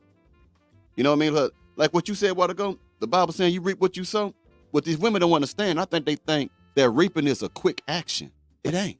When you reap something, you can reap something for the rest of your motherfucking life. For example, if you have 2 or 3 baby daddies, 2 or 3 kids from different baby daddies, that's a lifelong time of reaping from bad decisions of fucking with Pookie, Ray Ray, and Nook Nook. You can't just get rid of that motherfucker, Jack. That's a lifelong thing of reaping. Some people think reaping is okay. Like if I get in trouble in school, my mama whooped my ass and shit because I did something bad at school. The next day, no ass whooping. You gonna get your ass whooped every motherfucking day if you make the wrong decisions in your life, lady. That's what they don't understand. They don't get that. They don't get that, bro. I agree with you 100%. And whether you know it or not, Jeremy, this is one of the main reasons why there are so many bitter black women. Many black women that seem to have an emotional scar, a permanent emotional scar due to the messed up choices and men that they pick. All because of another reason why they choose those types of men is not only because of pressure from fellow girlfriends, but also due to what they see portrayed in the media from rap music, R&B music, how ladies always make songs dedicated to those types of men, some of the most dysfunctional men they can find. And also don't forget shows by the likes of Love and Hip Hop too. Right. I don't know what it is, man, but for some reason they don't understand, man, that this is all designed, man. They want the black women to look like fucking idiots on TV so they can imitate the idiots that they see on television, man. They want the black men to look like fucking idiots on TV because they know, unfortunately, a lot of these damn young boys and young girls don't got no real father in their damn home. They ain't got nobody to discipline them. And these women act all emotional, so they don't really want to discipline them children the same way that a man will, because a man gonna set you motherfuckers straight if he's a good father. You know what I mean? So a father, a part of protecting a child and protecting the family is limiting what they see and limiting what they listen to. But we live in a situation now, a world now, where if you say don't, that's wrong. If you say stop, that's wrong. If you say quit that, then you must be hateful-hearted. You must be mean-spirited. You must be homophobic. You must be transphobic. All because you have something that you stand on. You know what I'm saying? It's like, I can't stand these images, man. That's one of the reasons why I was banging. I used to think that shit was cool. And I used to watch Boys in the Hood. I still like these movies, I ain't gonna lie to you. I used to watch Menace to Society and shit. I be drinking with my homies. I'm getting crunk and shit with old dog out there, doing this gangster shit, you know what I'm saying? Then I put in my gangster music and shit. And when we go ride on somebody or we got a problem with somebody in the club, man, sometimes me and my crew, we'll go to a club just to fucking fight. It had nothing to do about picking up bitches or drinking. We just want to go fight somebody. So we go in there and we find somebody that might be on false flagging or somebody throwing up the wrong signs and shit like that or whatever. We start whooping motherfuckers' ass in there. We start a whole kind of fight. All kind of wonderful fights. What people don't understand, and it's going to be hard for some people to understand, gang banging is wrong, but gang banging can be fun. I know they're going to go over a lot of people's head. It's the wrong type of fun. Every type of sin that the Bible talks about, even the Bible said that there are pleasures in sin. So when you're doing wrong, when people do wrong, it's because they're getting some kind of benefit out of it. It felt good knowing that you can force your will on somebody else. It felt good knowing you can make people afraid of you. It felt good knowing that bitches will fall over for you, on that crawl to you. It felt good going to clubs and people are afraid of you or respect you enough to buy you your drinks. Every time I have to buy no damn drink. I go in the damn club, people who knew me will buy me drinks, man. Stuff like that. It feels good. It's pleasure in that shit. But it's the wrong type of pleasure. And that's where we get things mixed up at. That's why we got to use some common sense and get some discernment and some wisdom and detach from these negative stereotypes that follow our community and these different. See, some of y'all on here came in here trying to protect the drug dealer. That just tell me how stupid you is, okay? I understand what you're trying to say because you don't have no wisdom. You have no understanding about how life is. And I would tell you this to your face if you was here too. I'm telling you real shit. Protecting people who are destroying the community is stupid. And I was one of those people who was destroying the community. I was one of those motherfucking people that did wrong in the community. And I deserved everything I got when it came to consequence. I deserved going to jail. I deserved getting probation. I deserved everything I had to go through because I owe the community a debt. I've hurt a lot of people. I know people who've done more things than that, worse than me, and say it like that. But we owe the community. We owe them. The community don't owe us shit. We the reason why a lot of your children can't stay focused in school. We the reason why your damn young daughter want to get fucked and having babies and shit and catching STDs. We the ones that pressure and influence young minds that can be fucking doctors and lawyers and all these astronauts and shit into doing the wrong thing. We owe a debt to the community. The community don't owe us shit. And we got to keep fighting. We got to come out there. Everybody who say, oh, I'm going to roll with the drug, some of the dumbass comments coming there, you part of the problem. And what I've noticed is some of you people who say shit like that, it's going to happen to your child or your grandchild. And then you're going to look back and think about this day. Damn, I was a stupid motherfucker. You are. And speaking of how you just mentioned that about STDs, I also want to bring this to mind. Fellas, for all my guys that may have been rejected by some of the most finest black women, because it's a lot of them, some of the most, whether you know it or not, finest and shapely, well put together black women are the main ones that go for those types of guys. For all my fellas that may be socially awkward, that may be some of the main types of dudes that black women may be considered as square, quote unquote square, and lame or nerd, that may have been rejected by so many black women and may have taken it personally. Whether you know it or not, fellas, for all my including my quiet and introverted guys that's not used to getting a lot of women due to you not fitting the stereotype of being a quote unquote bad boy. Sometimes, fellas, the Most High allows things to happen that may not seem fair to us, but it seems fair to himself, judging from his perspective.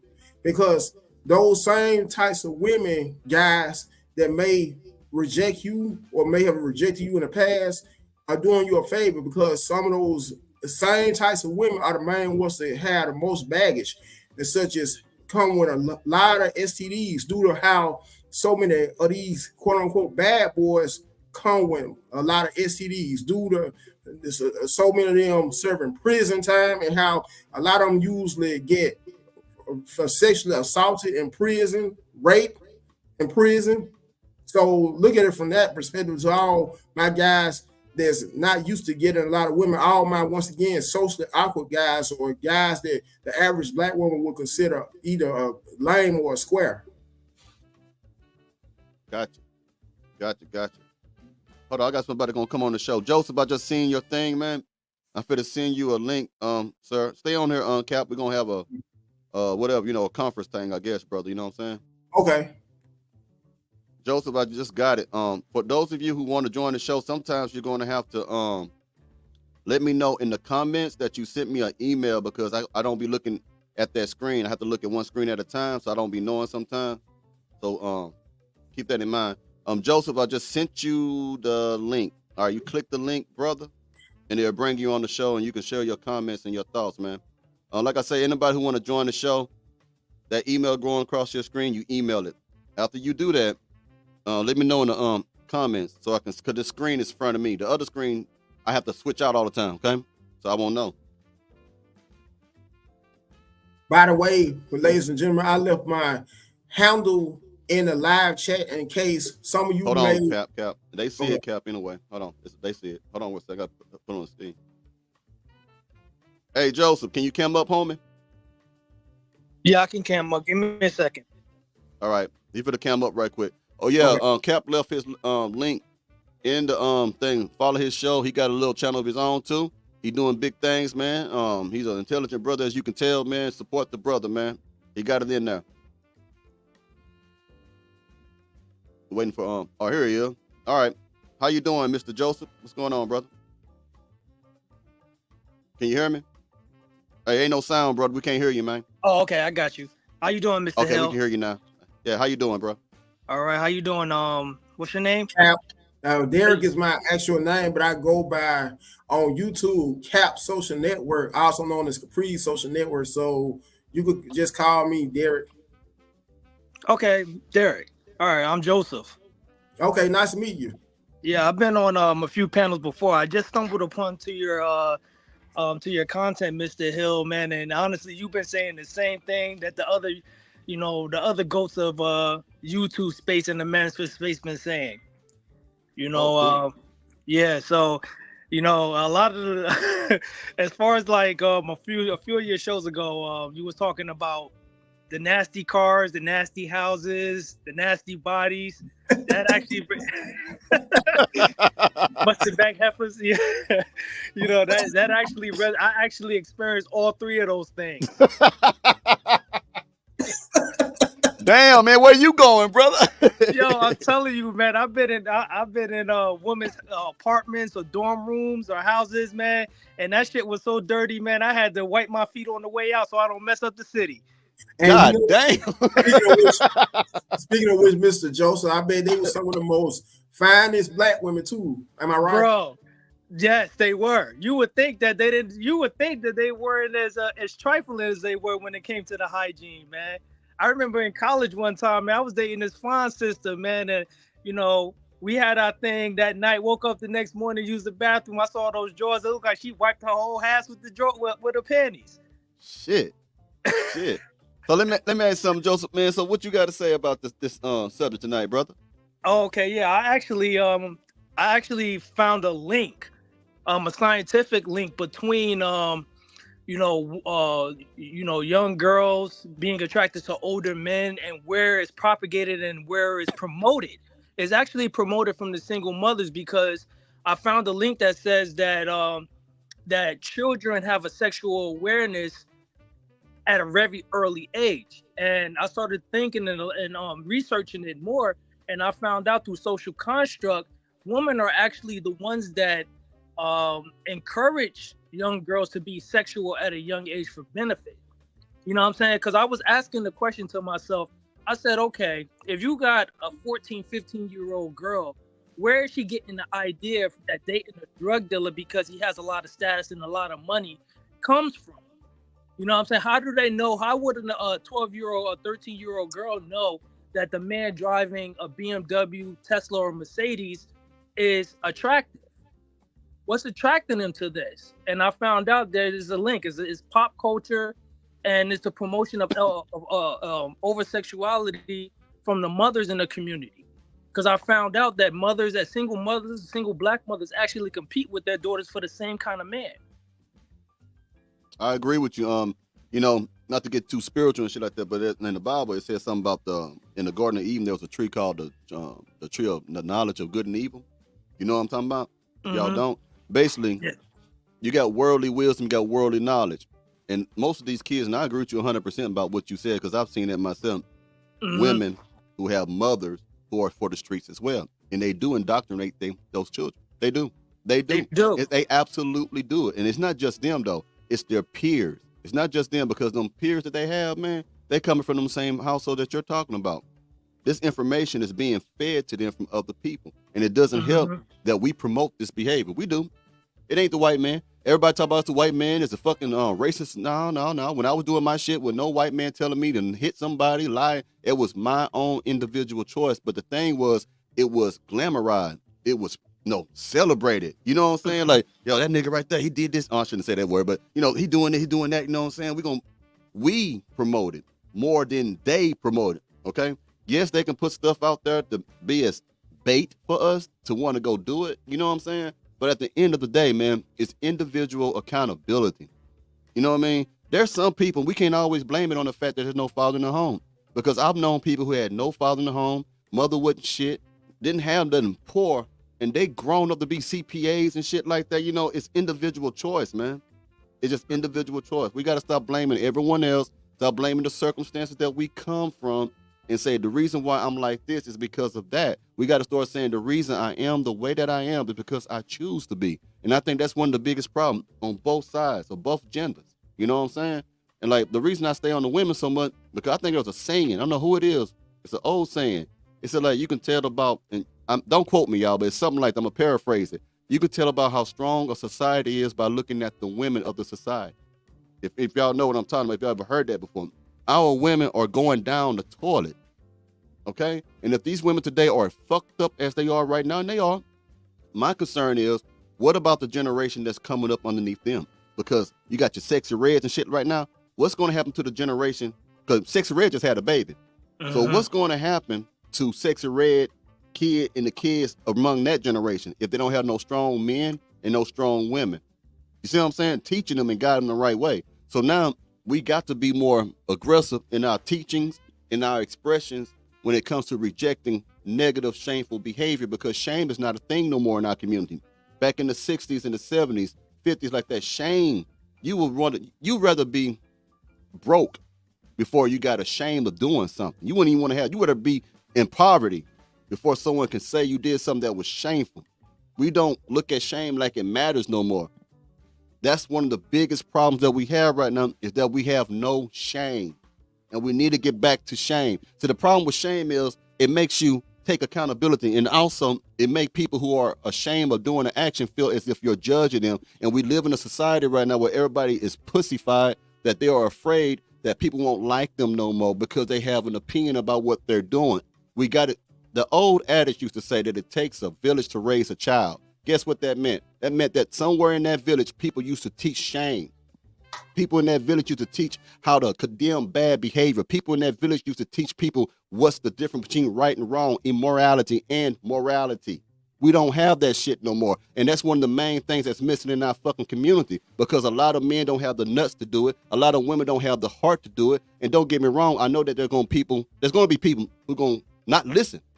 But there are people out there who will listen. I think we look past that. I think we look more at the negative than we do the positive. We look at the fact there's so many people who are going to reject what we're saying. They're going to call us this. But we're not looking at the fact that there might be one or two people who will listen. We have became cowardly. There's a time what do you think about the Black Panther and you got even in the civil rights movement and people, Malcolm X and stuff like that, Marcus Garvey and all these other people, they had nuts. They had nuts to stand up against oppression. So how come when someone get hurt by the police right now, we like to march all over the world and shit? That's wrong what the police did to our youngins. But we're not protesting against what's going on in our own community when we're destroying ourselves. How come we don't have that same fucking outrage when a brother kills another brother? Why it always got to be the oppressor? Now we get mad? What happened to the time? Like, we don't do those things no more. Our priorities is ass backwards, and we got to get back to what it used to be. That's the only way this can be fixed. if we go back to the point where we don't really give a fuck about how you feel, we're going to give you the truth anyway. That's what it's going to take to get things changed around. We got to stop being scared. I think it's a lot of people scared. Look at all these businesses that shut down if they say something against the LGBTQIA. Think about this. We're too scared. We done gotten to the point where we're not strong black people like we used to be. We're cowards now. And I'm not saying to be disrespectful, but we're so afraid of what this person, we more afraid of what someone think of us than we are about keeping our job. You get what I'm saying? We don't want nobody to say nothing bad. We don't want to be not liked. Why? What's so, I don't get that. I don't give a fuck you like me or not. You just respect me and I'll respect you. That's all it got to be. But I don't want to cut off, but go ahead on Mr. Joseph, but then Cap, I want you to finish after him, okay? All right. All right. Well, in our black community, one of the biggest psyops, and the government has told women that their empowerment and their legacy will be spread through their sexuality, right?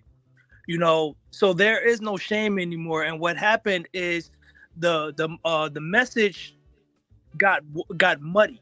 It told women that they can basically be sexual deviants as a form of empowerment and as in a form of rebelliousness against men. Because when you ask a woman, when a woman says that she's strong and independent, where is she strong from? What is she independent from? She's independent from a man.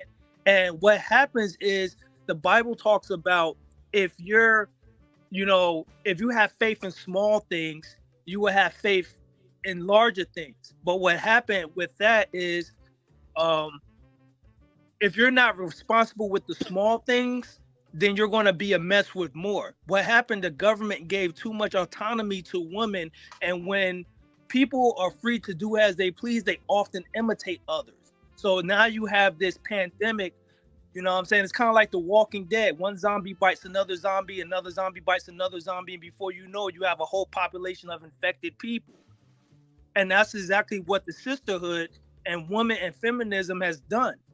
You know what I'm saying? And people don't even understand the history of feminism, especially black women. They just think it's just a get out of jail free pass or a pass to do whatever you want to do.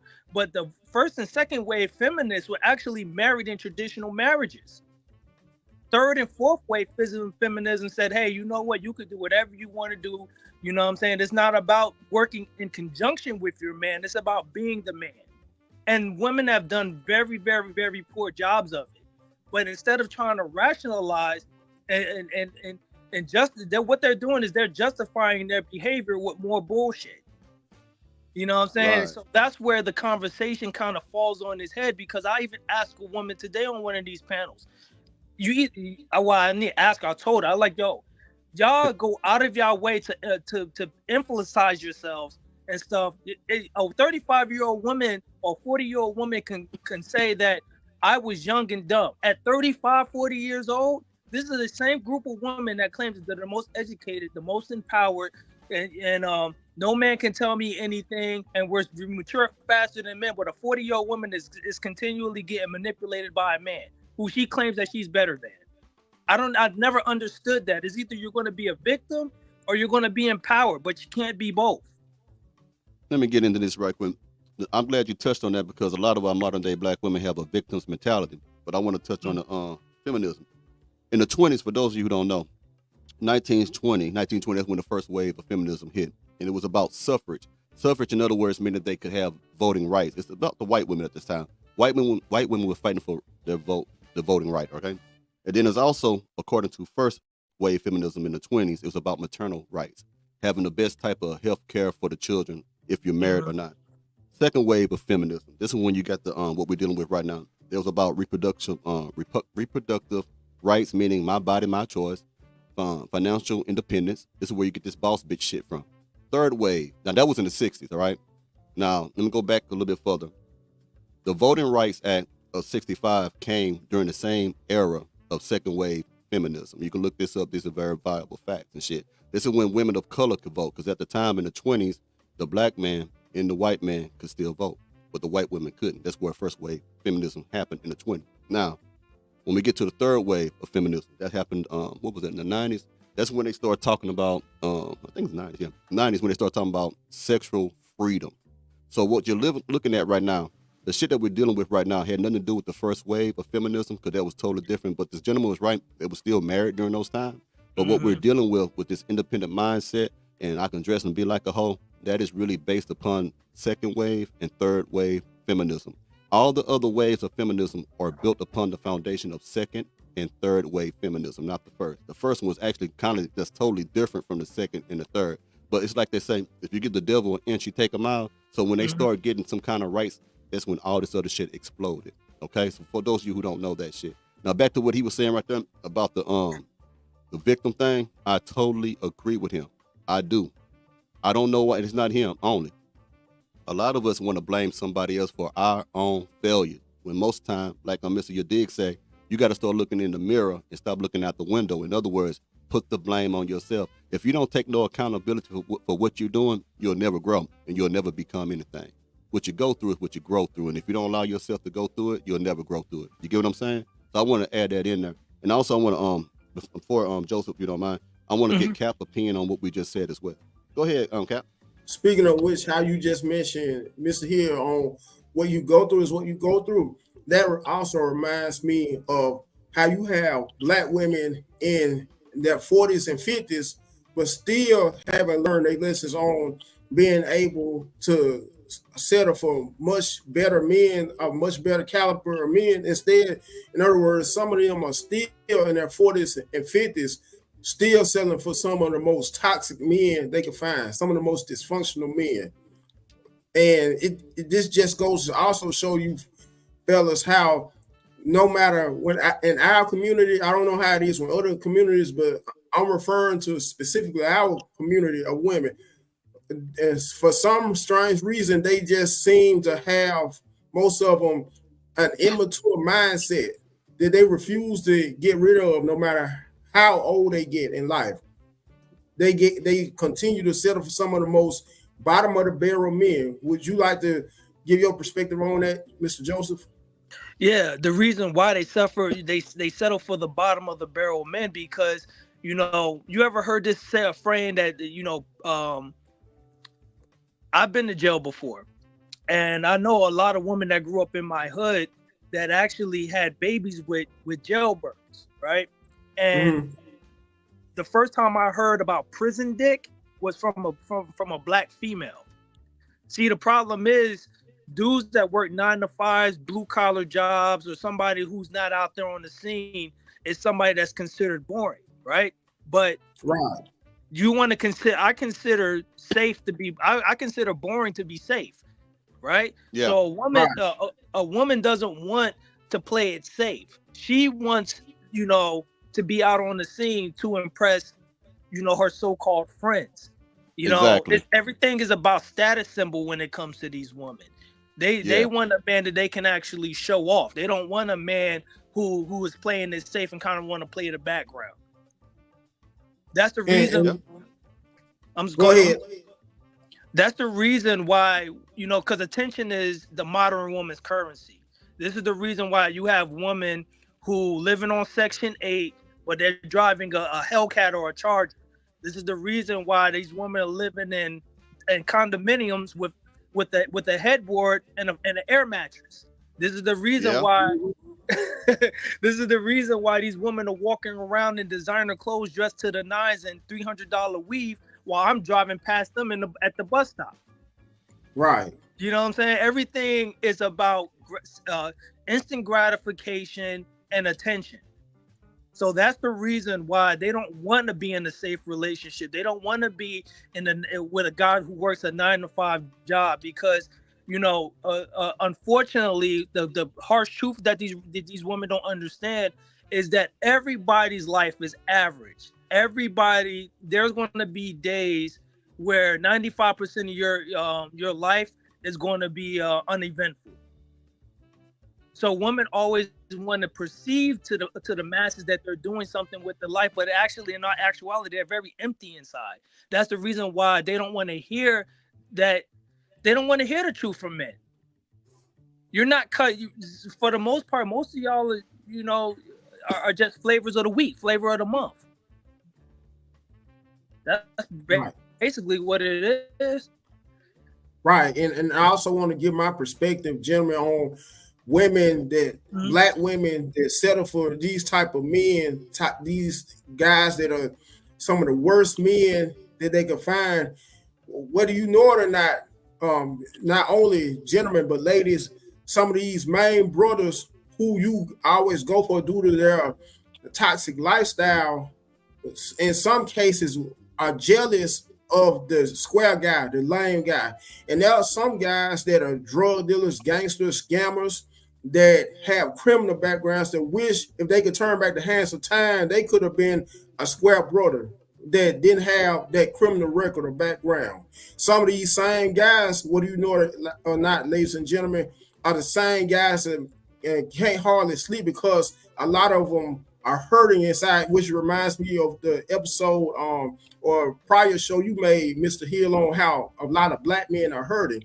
With that being said, a lot of these guys that are some of the most toxic guys, the gangbangers, drug dealers, and on, are some of the main guys. Hey, Cap, hold on for 1 second, brother. I don't want to interrupt you. I'm sorry. Magnificent Visions. If you're trying to join the show, then you have to first email me in order for me to send you a link to join the show, bro. Do that first, and that way I can't do it no other way. So go ahead and email me, and I can send you the link for you to join the show. And let me know in the comments that you have sent the email, okay? All right, please continue, Cap. But this also reminds me of how you made a prior video a while back about how black men are hurting. I don't know if you remember that video, but it wasn't really that long ago. Anyway, it also reminds me of how these guys that may run the streets, these main guys are some of the main guys deep down inside that are hurting due to how they feel like that's the only out they have. Also how they feel like that's the only way a woman, a black woman specifically, will embrace them by being a toxic and dysfunctional guy. These same guys are the same guys who, when they have private time to themselves, may cry on a regular basis due to how they wish they could have, when it all comes down to it, gentlemen, being a regular square guy. You're absolutely right, man. Do you know they always say something, things start from have a base, has a foundation, right? Do you realize, and a lot of black, I could say, I'm not going to say a majority because I wouldn't be fair, but a small pocket of men have actually became the men that they are because of the woman in their lives. Whether that's positive or negative, that remains to be seen, right? But for the most part, the first time that I heard that I was too dark was from a black woman, because I like comic books, video games, things that are not considered black culture, skateboarding, rollerblading, hockey, things like that. Growing up, I was told by black women, black girls in my age group, that I wasn't strong enough for a black woman. I'm always going to be relegated to dating white girls. Even when I went to college, I went to an HBCU. I went to Norfolk State University in Norfolk, Virginia. They told me it doesn't matter. You're still going to be married to a white girl. Well, you know what I'm saying? So what happens? so what happens is that a lot of black men, they can't seem to get past that poison pill that's been implanted in their head because it seemed like I think Tommy Sotomayor had talked about it. He said that I heard of him. Yeah, Tommy Sotomayor had talked about it years ago, how he said that the most egregious, most disrespectful, most traumatizing things that a black boy is going to hear is from another is from a black girl or a black woman. I can agree with that. Anything else you want to say, Cap? Oh, I was just listening to you two fellas give your perspectives on the topic. Go ahead. I'm just waiting on this guy, Magnificent Visions. I'm trying to see are you still trying to join the show? Because he sent something, said send link and shit. You have to email that email that's going across here. Email me right here. Or maybe he backed out. I don't know. Email me right here so I can send you the link so you can join the show, bro. There was also, man, I got stories for days, man. Like, there was a girl that I had dated a couple years ago, right? And she has an 8-year-old son. And she was offended because her son told her that he doesn't like black girls because black girls are mean. Shit, they is. A lot of them mean as fuck, man. They mean as a motherfucking damn hornet's nest. I mean, the truth is the truth. He's they 8 years is, old. bro. Them the mean motherfucking women out here. And I'm proud and they of it. ugly sometimes. Ugly and He's mean. 8. The kid is 8 years old. And I would say not just specifically black girls, fellas, but just pretty much all black females are that way. Mean-spirited, arrogant. Even if that same black female may have a job working as a cashier or overnight stalker at Target, making barely $14 an hour. Some of those, And they fat. A lot of them fat too. They fat and mean. You know, Right. you shouldn't be fat and mean. And shit is it's mean enough that you're fat, bitch. But With it a is what it weave. is. With a weave at that. I'm just being real, man. Yeah, go ahead, man. I'm just listening, man. I'm listening. But to you got to be real, man. There was another single mother that I dated. I know I fucked up for dating a single mother, man. You know, dealing with a single mother is basically like, you know, it's like a bank account, man. You know, you put in, you take out, you lose interest. You know what I'm saying? That's basically what it's like dating a single mother, man. But I learned, lesson learned. I dated another girl. Her son was at the time 10 years old. This kid did not know how to piss in a toilet seat. I had to teach him how to pee in a toilet seat. You know what I'm saying? Because the thing is, when I went into the bathroom, I was confused. Like, why does this bathroom smell like a truck stop? You know what I'm saying? Like, you know, and I realized that instead of teaching the boy, which he wasn't capable of doing because she basically was a child herself mentally, you know, she basically put him in front of the Xbox, you know what I'm saying, to let the Xbox raise him while she went out and spent all her money on Fashion Nova. You know, so, you know, while I was babysitting him one day during the pandemic, you know, I realized that he was just being lazy, you know, because of what his mom had put in front of him. All of the bad diet, you know what I'm saying, playing the video game all day, rushing through his homework, getting in fights at school and everything. I was the one that kind of gave this kid structure. You know, this kid never had a salad before. He's 10 years old. He never had a salad. I was making him chef salads. I was making him French toast. I was making him, you know, grilled cheese with baby spinach, things like that. He never even had any of that because his mom, all she did was work and bring him fast food. So his mind wasn't right. You know what I'm saying? And then she overloaded him with processed sugary products like Pop-Tarts and Little Debbie cakes and shit like that. So this is the reason why they say fathers are important, because we bring a balance, you know what I'm saying, to the life. We bring structure and we bring a balance to the lives of children. Because the thing is, a father is not going to allow his daughter to partake in sexually suggestive things. A father wouldn't let his daughter do all them sexually suggestive things on TikTok. Because I see a lot of young women doing that shit, putting their ass out on Instagram. These are young women, man, who ain't even famous. Girls. Just be hoping they're gonna be famous one day. Down there, butt ass naked all over social media. If they live with their daddy gonna put into that shit. Yeah, I watched that shit quick. Mr. Hill, I watched the TikTok video. It went viral actually, man. The mother is sitting on the couch recording the little 3 or 4 year old girl. She's twerking and everything. The dad walks by, he sees it, and he smacks her on the ass. You know, what I'm saw saying? that. And what happened? Shea Butter, Twitter, you know, divested her Facebook and Instagram. They went off talking about that's child abuse. It's child abuse if you got a little bit of child that's no older than, she was young, about 8 or 9, 10 years old, some shit like that. No, that's child abuse by letting that little kid twerk. That's child abuse. Do you understand how many pedophiles out here and you letting your child do these type of movements and gyrating their hips and dress half naked like mama? I mean, this is crazy. It's crazy. It's crazy.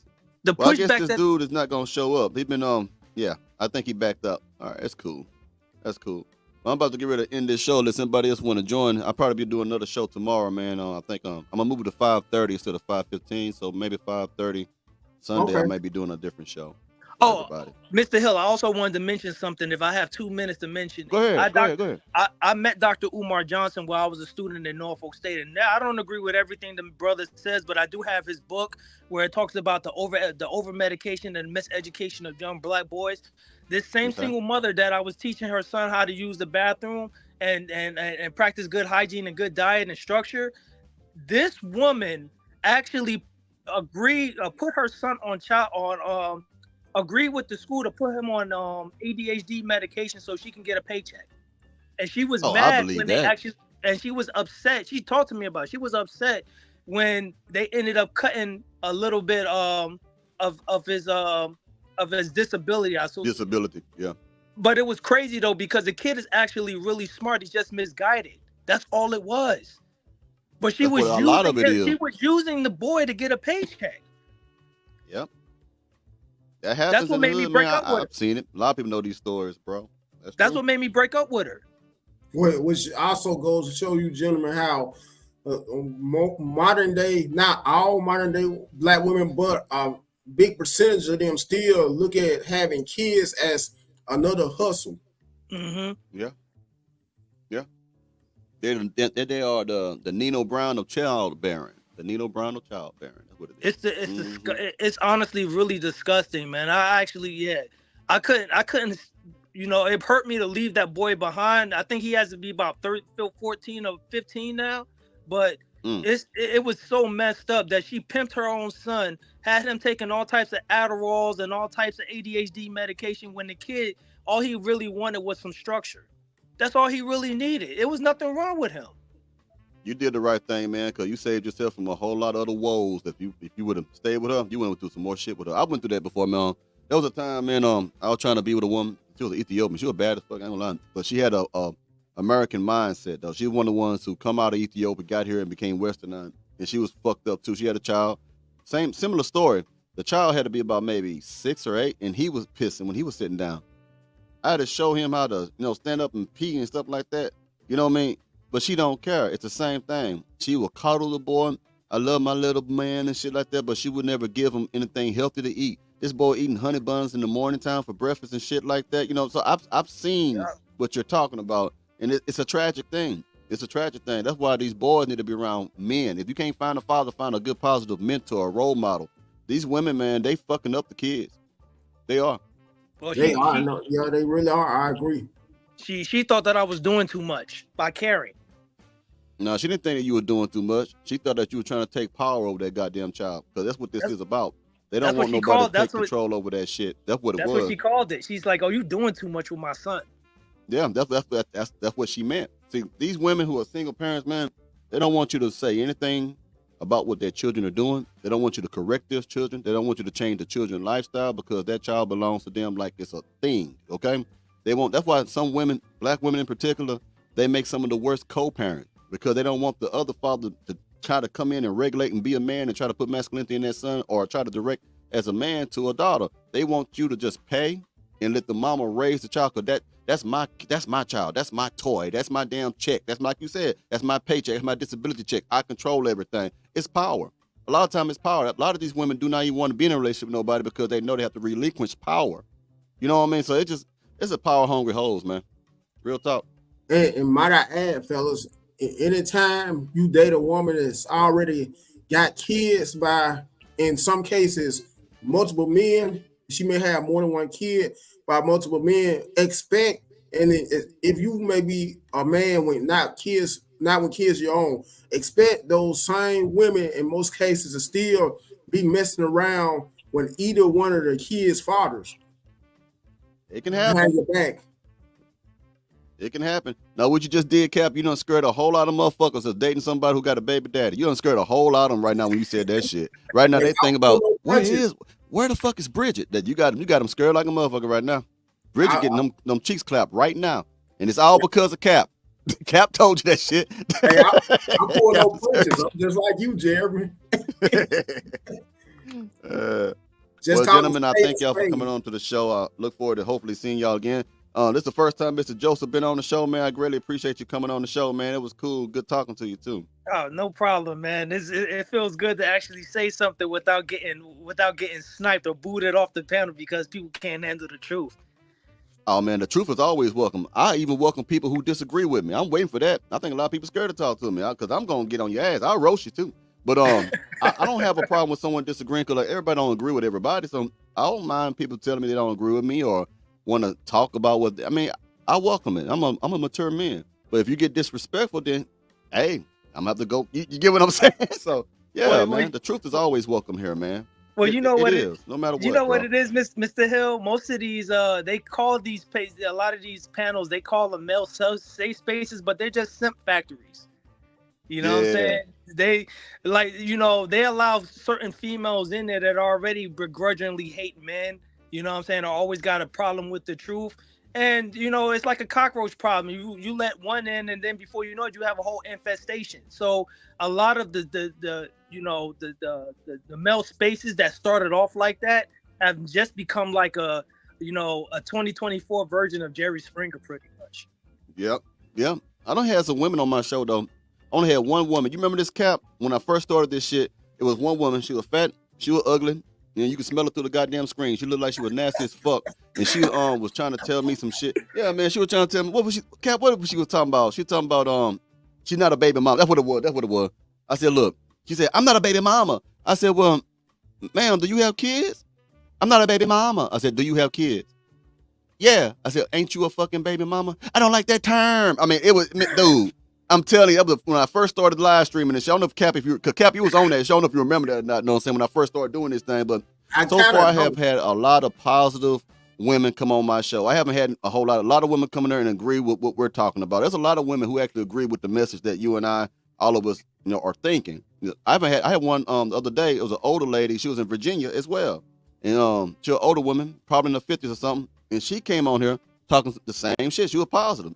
So I hardly ever get those, but I'm prepared for those if they ever happen. I'm just waiting for a beta male simp to get up here. That's what I really want to rip apart. I ain't really worried about the women.